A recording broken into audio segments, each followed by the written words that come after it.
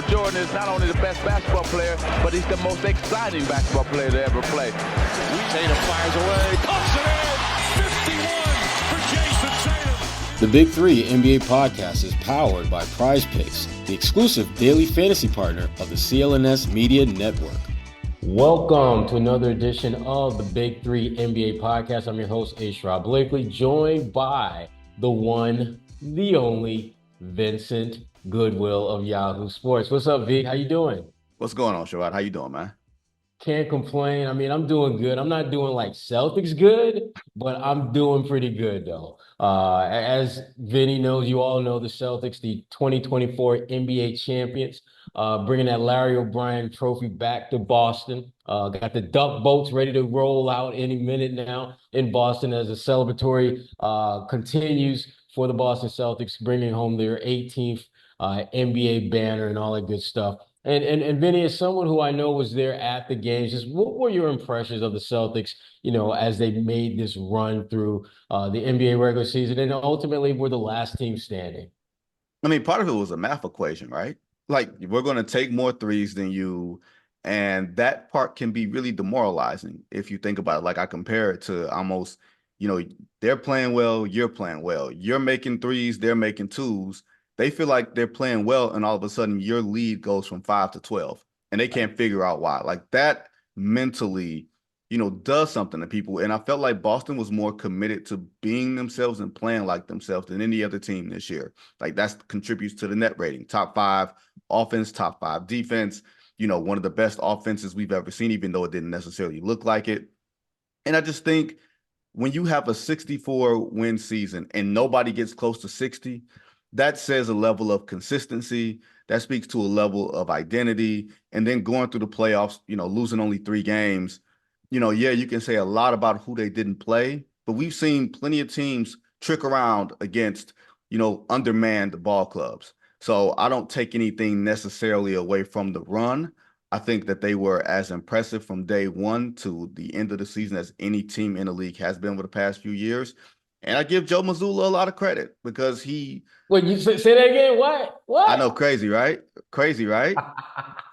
They used to call me Crazy Joe. Now they call me Batman. No, you know what I mean? Like, I give Joe Mazzulla a lot of credit because you never saw any wavering belief in those players. And I think throughout the season, even with the best players, even with the best teams, the coach's voice kind of wanes. The coach's plan kind of goes awry a little bit.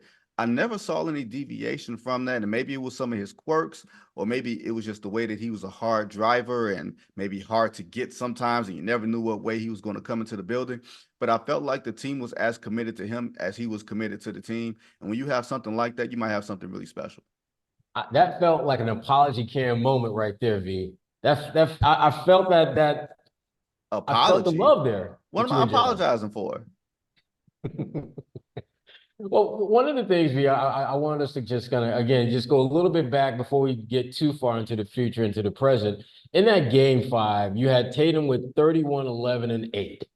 Jaylen Brown had 21 and 8, and 6, which is crazy as it sounds, was a pretty average game for Jaylen Brown, which is crazy. Jrue Holiday had a big game. Luka did his thing. Kyrie, once again, no show when it mattered. And the voting came out for NBA Finals MVP. I believe you were one of the voters, correct? Yes. Now, the voting was 7-4. Then, and when they said 7-4, I was thinking like, wow, Tatum won it by more than I thought he would. And then they were just like, nah, it was JB.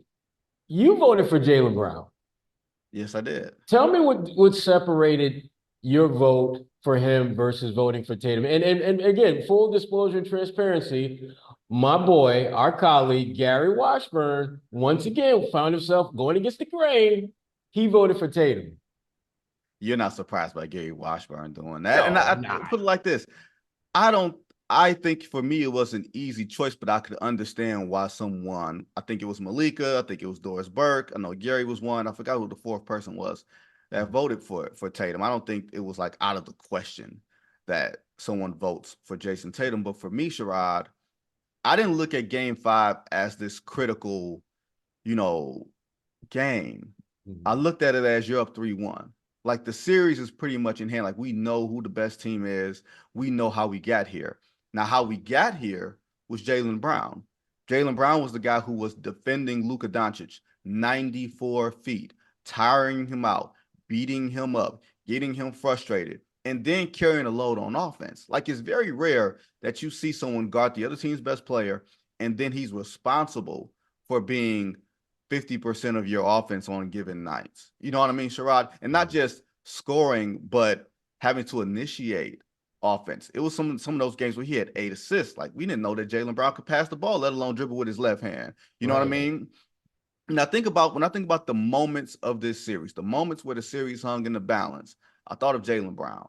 I thought of Jaylen Brown in game 3 in that third quarter where the Celtics took that 20-point lead. That was Jaylen Brown's tour de force. That was where, I'm driving down the lane and I'm dunking on somebody to give us a 20-point lead. And then when the game was hanging in the balance, when Dallas made that huge run in the fourth quarter, who made the 2 jumpers to sort of give Boston the breathing room? It was Jaylen Brown. So while I'm not taking anything away from Jason Tatum's 31 and 11 in the clincher, it was the clincher. Now, if the clincher's a game 7, all right, cool. But if the clincher's game 5 and you're up 3-1, there's only so much weight that I can give that. You know what I mean?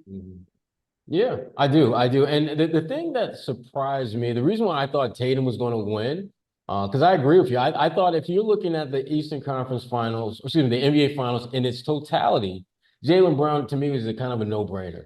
But I thought that he was the absolute no-brainer MVP after the first 3 games. Game 4, they all kind of sucked. But Right. I thought Tatum sucked the least among them. And because of that, he had maybe narrowed the gap a little bit between him and JB. And the way he finished in game 5, I thought that might have been, in the eyes of the voters, enough to put him over the top. Because you know how it works. So oftentimes these votes, it's not about who had the best stretch of play. It's recency bias. Right. Where whoever impressed me it's what have you shown me today versus what have you shown me over your whole entire body of work. So I give y'all judges props on this one because I really thought that y'all were going to get absolutely captivated and seduced by that game 5 performance because Jaylen Brown was him in this series. And you've been around the league long enough. You've seen these 2 guys do their thing. Can you just give just a national perspective on how the narrative between these 2 could never play together or win together? How has that shifted because they won a title? I mean, and is it shifted at all? I mean, do you still think people are going to be hating on them, thinking that they can't play together? I think they think that. I think they are so conditioned to believe that haters are going to be out there. Like you saw it with the 2004 Pistons. Once they won the title, they believed that everybody was against them for the next 3 or 4 years. Right. And to some degree, it was true. But to a large degree, once you win a championship, you don't have to apologize for it. You are a champion, and nobody can take that away from you. And it sounds very, very simple, but it's a fact that you can't say, or nobody can say, you haven't done it. And Tatum and Brown have proved together, 27 and 25 is their ages. Like they're in the prime ages. I think the questions that we had was, who's the super athlete here? Who's the guy that's going to get to the bucket, blow by you, and make things so easy for everybody else? Neither one of those guys is that guy. And as we saw during the finals, Jason Tatum had some moments where, man, he relied way too much on that step back. You know what I mean? He had way too much confidence in those things that sort of made us cringe. But the fact that both of those guys defensively were so committed, like I think that's the thing that goes undersold in today's game, is that they were both so committed to the defensive end. That sets the tone for everybody else. And Jrue Holiday, of course, adds to that. And Kristaps Porzingis and Al Horford adds to that. It's a group effort all the way around. But I go back, Sherrod, to Kevin Durant. And I go back to Kevin Durant in 2022, I believe. Maybe one of them trade demands. I feel like he done had a million trade demands. Remember Kevin Durant had a trade demand out of Brooklyn, and Boston was one of the teams. And the player that the Celtics were going to have to give up in that was going to be Jaylen Brown. Right. And I felt like the fact that Brad Stevens did not do that, did not initiate conversations, did not, fully invest himself in a pursuit of Kevin Durant. That was the biggest show of confidence in a guy like Jaylen Brown that, hey, if I'm not trading you for Kevin Durant, that means I value you. That means I believe in you. That means no matter what the world says, I believe that you two can do it together. Because make no mistake, if someone was going to have to go, it was going to be Jaylen Brown. It wasn't going to be Jason Tatum. So the fact that they didn't give him up for what many considered to be a top 5, top 3 player in the game at that particular moment, that's the ultimate vote of confidence that nobody can take away. And I think that kind of elevated the Boston Celtics internally, the fact that Brad Stevens didn't go there. And even though they lost that game 7, that ugly series last year to Miami, I still felt like the plan never really wavered, that we can switch around all these parts, Marcus Smart, Robert Williams III, all these other players, but the guys who are going to stay will be Tatum and Brown. PrizePicks is America's #1 daily fantasy app with over 5 million active members. It is the easiest and most exciting way to play daily fantasy sports. Unlike other apps on PrizePicks, it's just you against the numbers. Get in on the daily action with your friends. Become part of the PrizePicks community today. All you do is pick more or less on 2 to 6 players, their stat projections, and watch the winnings roll in. You can now win up to 100 times your money on PrizePicks with as little as 4 correct picks. You could turn $10 into $1,000. PrizePicks is available in more than 30 states across the country, including California, Texas, and Georgia. Now, here's something that you can think about. What you can think about here with PrizePicks, here's an example of something you could, this is the whole idea behind the concept. Caitlin Clark for more than 3.5 3-pointers made, and Breanna Stewart for more than 23 points. See, it's that simple. Download the PrizePicks app today and use the code CLNS for a first deposit match up to $100. That's code CLNS on PrizePicks for a deposit match up to $100. Pick more, pick less. It's that easy. And along those same lines, Vinny, it felt as though for Jaylen, he finally found a moment or something he could point to that reflected the level of confidence and faith he has in himself. Like, it's one thing to believe you got game and that you are a great player, but it's another when an organization, they don't just tell you that, they show you that love. They show you that love by turning down an opportunity to add a legitimate first ballot Hall of Famer who still got a lot of juice left in the tank, and then just like, you know what? We believe in you more, Juice. You our guy. You're going to be part of this championship building block that we're trying to put together here. And to Jaylen's credit, I think it helped him lock in even more so.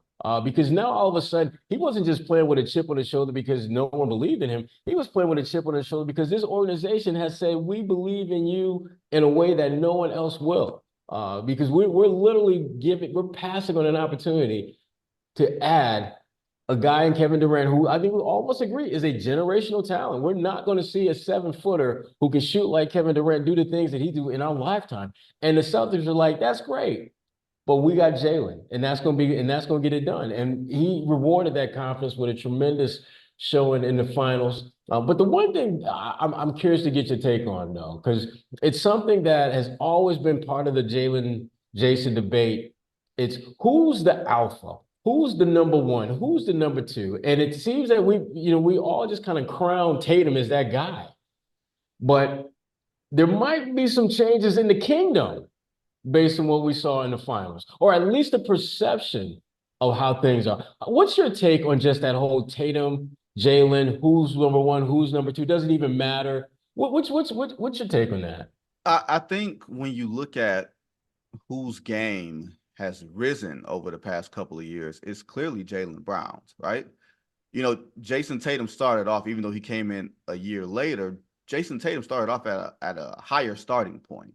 You know what I mean? Like Jaylen Brown maybe averaged around, 7 points or something like that his rookie year. Jason Tatum came into the league balling on a really good team. You know what I mean? He came in and fully established himself. Now, I think Jason Tatum is the better player. I clearly believe that Jaylen Brown was the dominant force in the Eastern Conference Finals, even though I didn't have a vote in the Eastern Conference Finals and the Finals. I think Jaylen Brown's personality is more forceful, is more outgoing, is more, you feel him take up more oxygen in the room. And that's not necessarily a bad thing. Like some guys take up oxygen in the room and you be like, man, would you shut the hell up? I don't think that's Jaylen Brown. I just think he has a more assertive, dominant, take charge personality, while Jason Tatum is a little bit more, I won't say laid back, but he's more lead by example. You know what I mean? He's more, I'm going to show you more than I tell you. But I still think that Jason Tatum is the better player. I just think that Jaylen Brown has raised his game to the point that now we don't have those questions about him as much anymore. Yeah, I agree. And one of the things you kind of alluded to earlier when you talked about just how impactful this Celtics team was at both ends of the floor, it's raised some questions. And now that they won a championship, obviously they enter a different kind of conversation. Like no longer are they, yeah, they had a pretty good year. They're a champion, and they've entered that champion discussion about, just, who had what the best single season champion. And when you look at their offense, you look at how, as you pointed to, their two best players are sold out in every sense of the word on being great defensively. Do you look at this Celtics team, what they were able to do this year, as one of the best single season teams you've seen? When you look at how it ended, when you look at how it began, all the stuff that went on in between, do you put them in that category as one of the better individual single season squads that you've seen? I guess it depends on what the time stamp is. You know what I mean? How far am I going back? You know what I mean? Am I going back 10 years? Am I going back 20 years? How far Let's say am I the going last decade. Let's keep it simple. Last decade. Okay. I think the greatest team or the best team that I've seen in the last decade is the 2017 Warriors. That's the first Kevin Durant team. I say that with no equivocation because I think that's one of the three best teams I've ever seen in my absolute lifetime. I don't think anybody's beating them, right? So there's no shame in that. But do I think that they could beat or at least compete with I think more than compete, the 2020 bubble Lakers? Yeah. Can they, play with the 2021 Milwaukee Bucks of, Giannis and that Jrue Holiday? Yeah. Can they compete with the 2022 Golden State Warriors that they lost to? Absolutely. You know what I mean? I think you put them in the same strategy. Now where it gets tricky is what happens if you put them against the 23 Denver Nuggets and that big joker down there. You know what I mean? That's the one guy you have nothing for. But when you consider at the beginning, I said, hey, this is a math equation. They had a game, I want to say where they took 46 threes and 36 twos. When you tilt the scales like that, when you make the game a game of we're going to take way more corner threes, we're going to do drive and kick, and we're going to bend you until you break, they may impose their will on most of these regular season teams that I just named of the past five or 6 years since, we've had 5 or 6 champions in the past 5 or 6 years. I would say they rank right up there with them because they're just as committed to being who they are as those other teams. I would say the Nuggets are probably the team that would give me the most pause. Yeah, and the fact that they're on that short list says a lot about them because there's been a lot of great champions through the years, and I'm with you on that. That Golden State team was sick. I mean, that was like one of them, like when a video game becomes reality, that's what you get. Game cheating. That game was cheating. Exactly. For sure. But I do like the fact that this team, and I've said this many times. I mean, playing them was like playing basketball whack-a-mole. The minute you hit one of them fools, you got another one popping up and another one after that. You never could really get comfortable playing these guys, even when you beat them. I mean, like when Miami beat them in the playoffs, that one game, it was the best shooting game Miami franchise had ever had from three-point range. And you look at the games that they lost, at least one or two players had the best game of their life. Nebhard for Indiana. No one really knew who he was, couldn't spell his name, let alone who the hell he was. He had the game of his life. And you look at Dallas. I mean, you had cats who, again, stepped. Derek Lively hitting corner threes. Which, by the way, that corner three was the first one he hit. Forget corner three, a three-pointer. That was the first one of his NBA career. Of his freaking career. He hit that bad boy in the first quarter. So I thought they posed major problems, and you had to play a damn near flawless game to beat them once. And I guess that was why I thought they were going to be the champions, because you had to play damn near perfect to beat them. You're not going to play damn near perfect 4 times. No. In a limited period of time and expect. And even when you play, like they lost or they won some games like against Indiana. Indiana played after 4 games. Indiana probably should have been up 2-1, 3-1, something like that. But they made the plays to get them over the hump. And again, I think that as time moves on, if this group can put together 1 or 2 more championships, I do think we're going to talk about them in the same way that we talk about the Warriors, the same way we talk about those, those mid-'80s Celtics teams, the same way we talk about the Lakers back in the Magic era, because they have the building blocks to be great. And the other thing too, and Vinny, this is the last point on this one, and we'll move on. But when I think about the great all-time great teams, the one thing they all have in common, no matter what style of play they play, was they got a bunch of future Hall of Famers rocking with them. And the Celtics team, you're gonna have Tatum. You're probably gonna have Brown. Now I got the NBA Finals MVP. That's the Chauncey Billups rule. I'm gonna call it the Chauncey Billups rule. So Jaylen pretty much gonna get in there now. Yeah, I think the question is, are you Hall of Famers because you're champions, or are you Hall of Famers? I think you know what I'm saying. I think they're gonna have 2 or 3 that are gonna be because they're just Hall of Famers, and you're gonna get a couple in there because they're champions. Like they're gonna get in. Yeah, Jrue Holiday's gonna get in because he's a champion. Exactly. Al Chauncey Billups got in because he was a champion. Yeah. Right. And that's fine. That means at some point you elevated your game to where you were one of, if not the best player in the most important stretch of play of the entire season and maybe of your career. I mean, Michael Cooper's going to be in the Hall of Fame, which I thought I'd never see that day. And I'm still a little queasy about that one. Not gonna lie. I don't feel good about that one. No, I need to pop a couple tones before I can really eloquently speak on that one, because that one, there's things that we can say that we're not gonna say on this here airways. That's all we're gonna say. We're gonna keep it classy. We're gonna keep it very classy. Absolutely. The NBA Finals have finally arrived and will once again be one of the hottest tickets in sports. You want to be there and not have to mortgage the family home or take a second job to do so, right? Game Time makes getting NBA Finals tickets even faster and easier. Prices on the Game Time app actually go down the closer it gets to the tip-off. With killer last-minute deals, all-in prices, views from your seat, and their lowest price guarantee, Game Time takes the guesswork out of buying NBA tickets. That's a huge get when it comes to the NBA Finals, which will start in Boston for Games 1 and 2. Those tickets are going to be super pricey, so waiting to the last minute and take advantage of the Game Time app makes a ton of sense. Here in Boston, every season is sporting season, so for me, the Game Time app makes it super easy to find tickets for just about every sport in my area, which is great this time of year when family or friends pop into town at the last minute and you're scrambling for something to do that won't break the bank, like, getting tickets to the NBA Finals. Game Time has you covered. So take the guesswork out of buying NBA Finals tickets with Game Time. Download the Game Time app, create an account, and use code CLNS for $20 off your first purchase. Terms apply. Create an account and redeem code CLNS for $20 off your first purchase. Download Game Time app today. Last minute tickets, lowest prices, guaranteed. But we touched on this earlier, Vinny, about just a little bit about Tatum, Jaylen, Joe Mazzulla, but I wanted to talk about some of those others. And you mentioned one of those guys, Jrue Holiday. How is Jrue Holiday being viewed now? Because people don't really, I think, do a deep dive on guys like him. Jrue Holiday was one of the best players in the country when he was coming out of high school. He's always been a top tier point guard in the eyes of his peers. And it seems that when he got to the NBA, he became a good player that just kind of got lost in the sauce with a lot of great ones at his position.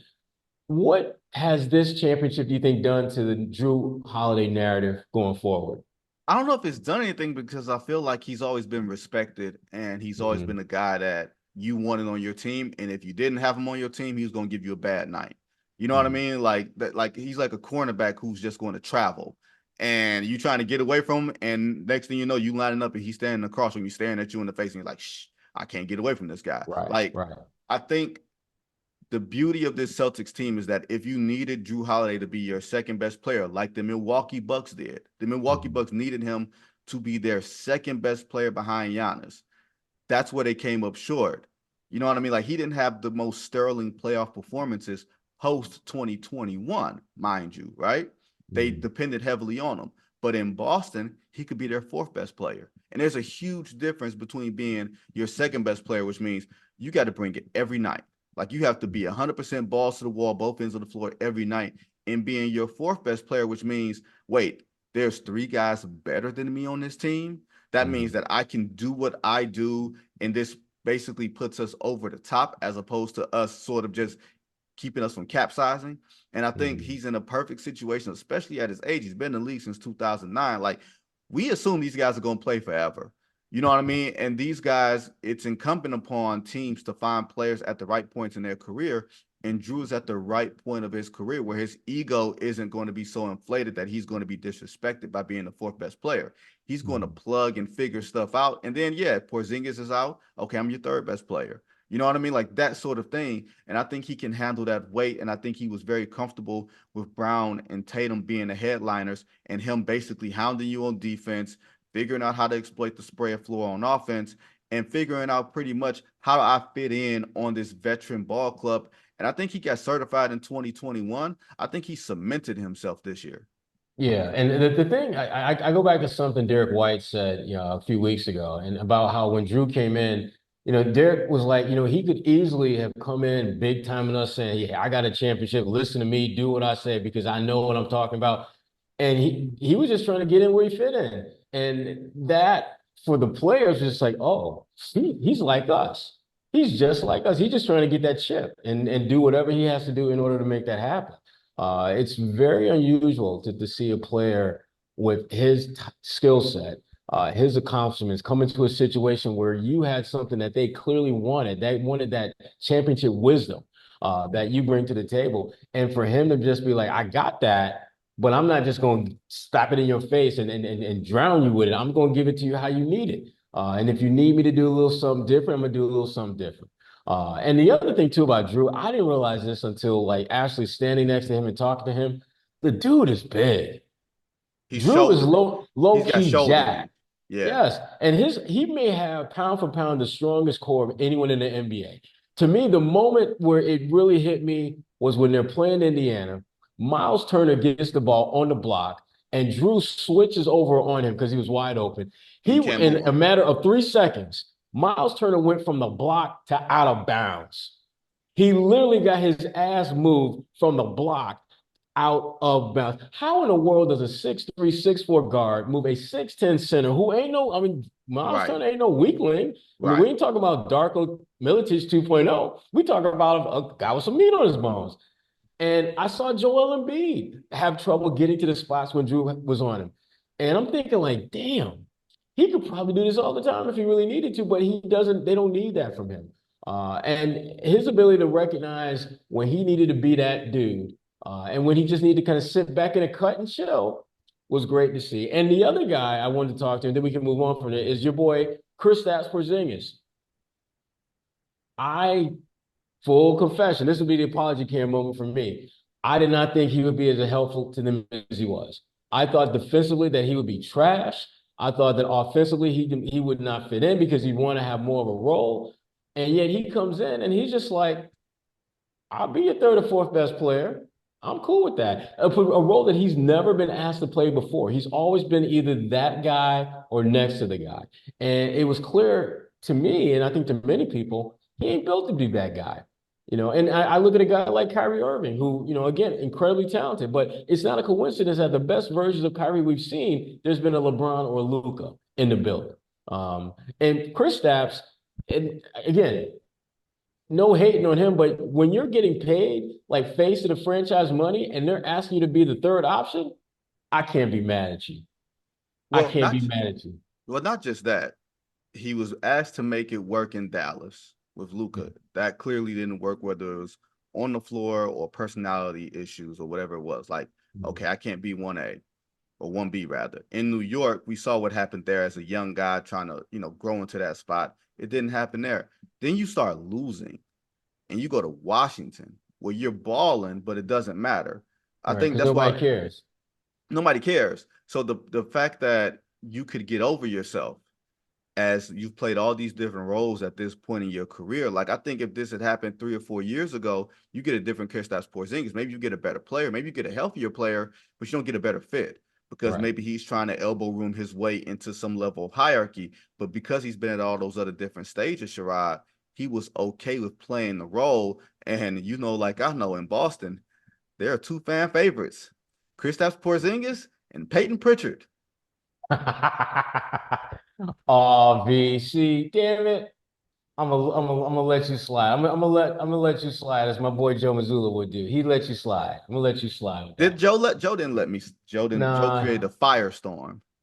but now y'all worked it out though. Y'all worked it Yeah, we out. fine. Yeah, we fine. Fine. Yeah. I Well, wonder did he take Juneteenth off?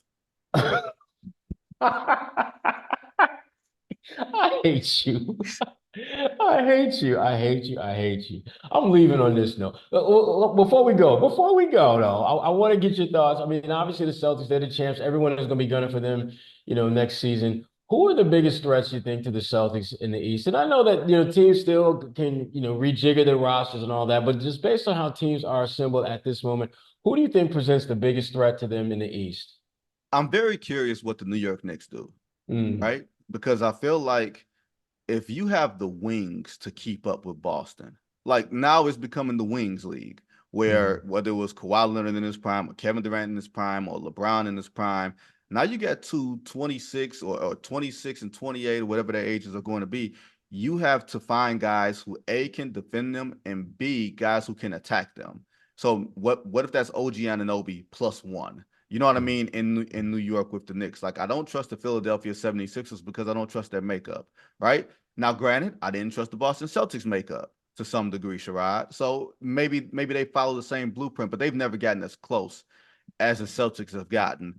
mm. Here's a team that I think the Celtics should perpetually be checking their rearview mirror for. Those dudes in Miami. Like Ooh. they just find a way to get stuff going. They just find a way to get a guy or get some guys that will play hard and play above their heads. I would not be surprised if next May we are back doing the same dance of Miami and Boston at some point in the playoff series. We're trying to figure out who the best team is, and that team that emerges winds up going to the finals. Uh, again? I mean, who's saying no to South Beach? Well, the Celtics did. I mean, where did they go after they won the championship? Miami for a day. So there you go. There you go. What about the Western Conference, Vinny? Who do you see as being a team to keep? Because it seems like there's quite a few teams to be on the lookout for. Yeah, I think in the West, I think the natural thought is, oh, Minnesota's going to figure it out because they've gone through it. But usually you see teams take steps back before they take steps forward. And they got a salary cap thing that they got to figure out maybe with Carl Towns. I still think that big joker in Denver, I am afraid of him. Ain't no matchup for him. You're gonna have to pray. Like that's the matchup. Like what Mhm. what do you do against Nikola Jokic? Pray. What's the prediction? Pain. You know what I mean? That is Nikola Jokic. So until otherwise, I still think he's the best player in the game. I still think he's the most immovable force and object in the game. So if I'm going in the Western Conference, that's the guy that I'm looking at. Maybe Oklahoma City, but I still think they're a little bit young and a little bit light in the pants. Yeah, they're trying to, I think, shore some things up. Obviously, moving some pieces around. They looks like they're going to be trading for Alex Caruso from Chicago, sending out Josh Giddey, which there are too many reasons to get into at this point on an episode why they should be moving on from Josh Giddey. But the Celtics, they're going to be they're going to be trouble for teams next year. I mean, basically, the owner Whit Grousbeck, he said we're bringing the band back together. So that means Derek White is probably going to get his bread extension. Tatum, no brainer, he's going to get the super max. And then again, you're going to be looking at a very similar team that'll be a year older, but basically not necessarily more wear and tear because the way they built this team, they could withstand pretty much any type of roster or lineup you throw out there. They can go big, they can go small, they got versatility. But if there's one thing you would like to see the Celtics add, though, what would that one thing be, Vinny? Hmm. Uh, I guess maybe some Horford insurance because I Mm, feel like even though he's coming back, how long can you keep depending on this dude to figure this thing out? right. You got Porzingis who's probably going to undergo surgery. You got Horford who's a bit older. So if I would say count on anything, unless you think Xavier Tillman and Luke Cornett are going to figure things out, I would say bringing in an additional big who you can depend on for 20 games or for 15 Mm. minutes a night if you want to preserve both of those guys. That's what I would say. Yeah, because I mean, both of those guys are free agents this year and may get, bigger money elsewhere. The Celtics obviously have some financial constraints when you look at the back end of their roster, because Right, Tatum right. gonna get his check. That's a given. Derek White's gonna get his bread as well. But other than that, they locked up pretty much everyone else for multiple years, except for those guys at the end of the bench.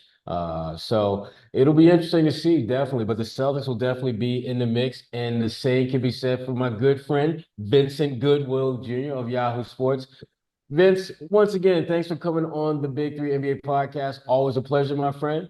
Hey, appreciate you, man. Thanks Hope you again for enjoy the having rest me. of your off season and What all that off good season? stuff. What off season? Ain't no I hope you had a off good Juneteenth. Like my boy No, Monty Joe. Williams got fired on Juneteenth. A black man got his freedom, which meant I had to work. You know what though? There's 65 million reasons why I'm not shedding a tear for Monty Williams. That's why I say he got his freedom on Juneteenth. I mean, we're gonna cut you a $65 million check to go away. You know, I got one word. Bye. See ya. Vincent Goodwill, Yahoo Sports, my friend. Good talking with you. Appreciate you, man. I'll talk to you.